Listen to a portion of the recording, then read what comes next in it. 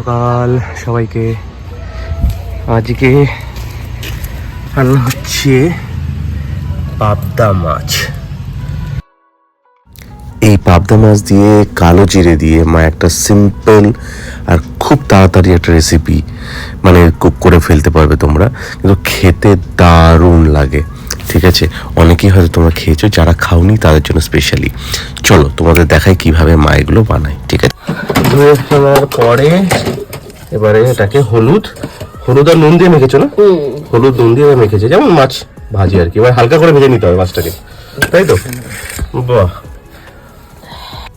এর সাথে চলে যাবে, এখানে আছে 6 পিসের মতো এরকম সাইজের পাবদা। তার সাথে চলে যাবে এরকম সাইজের একটা আদা জিরে বাটা হবে, তাই তো? আদা জিরে লঙ্কা, আদা জিরে লঙ্কা বাটা হবে। তো এই সাইজের একটা আদা নিতে হবে।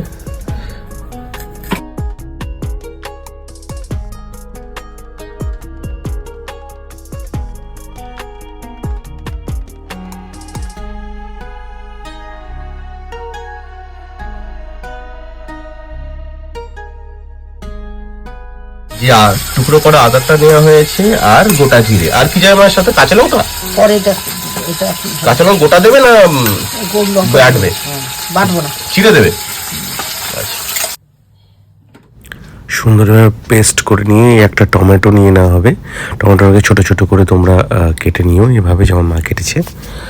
কেটে নিয়ে এর সাথে অ্যাড হয়ে গেল রেড মির্চ পাউডার, লঙ্কা গুঁড়ো, লাল লঙ্কা গুঁড়ো, হলুদ পরিমাণ মতো, দুটোই পরিমাণ মতো। সাথে অ্যাড হবে কোরিয়ান্ডার মানে ধনিয়া গুঁড়ো। তো ওই পেস্টের সাথে সমস্ত মশলাগুলো কিন্তু একসাথে মা নিয়ে নিল। আর সাথে টমেটো কুচি, আর না হলো গোটা কয়েক কাঁচা লঙ্কার গ্রিন চিলি। তোমরা যেমন ঝাল খাবে সেই অনুযায়ী কিন্তু তোমরা অ্যাডজাস্ট করে নিতে পারো। ঠিক আছে, এবার তেলটা গরম হয়ে গেলেই তার সাথে প্রথমে এই যেমন মশলাটা মা সব একসাথে করে নিয়েছে, মেন যে ইনগ্রেডিয়েন্ট সেটা হচ্ছে এটা নয়, সরি, এটা তো তেজপাতা, কিন্তু এরপরে যেটা যাবে সেটা হচ্ছে কালো জিরে। ইয়েস, এটা কিন্তু মেন, এটাই মেন এই ফিশের ফ্লেভারটা নিয়ে আসবে, মানে আর কিচ্ছু না। ব্যাস এই কটাই মশলা, আর কিন্তু কিচ্ছু যাবে না। একটা তেজপাতা ফোড়ন দিয়ে কালো জিরেটা দিয়ে ফোড়ন দিয়ে দিতে হবে। তারপরে এই মশলা ঢেলে দিয়ে আস্তে আস্তে মশলাটাকে কষাতে হবে ভালো করে। যেমন অ্যাড করে দিল মা পুরো মশলাটা অ্যাড করে দিয়ে এবার একটু এটাকে নাড়িয়ে ছাড়িয়ে এর মধ্যে পরিমাণ মতো তোমাদের কিন্তু জল ঢেলে দিতে হবে। জল ঢেলে দিয়ে তারপরে ধীরে ধীরে করে এটাকে একটু কষাতে হবে।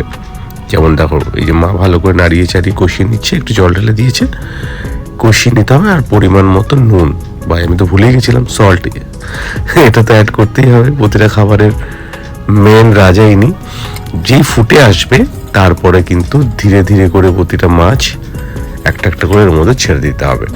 ব্যাস রেডি 80%। এবার এটাই 5-10 মিনিট হওয়ার পরে এর সাথে আমরা অ্যাড করে দেবো গার্নিশিং এর জন্য কোরিয়ান্ডার, ধনিয়া পাতা। এটাকে এর সাথে প্রথমে একটু অ্যাড করে দেবে। আচ্ছা হ্যাঁ, ঢেকে একটু রান্না করে দেখো, অনেকটা হয়ে এসছে। দেখো জলটা অনেকটা কমে এসছে, একটু হালকা থিকনেস হয়ে এসছে গ্রেভিটা। এখানে বেশিক্ষণ ঝোল লাগলে ভালো লাগবে না। ব্যাস উপরে কোরিয়ান্ডার ছড়িয়ে দাও, ব্যাস রান্না কমপ্লিট। আর কোনো চাপ নেই, খেয়ে দেখো।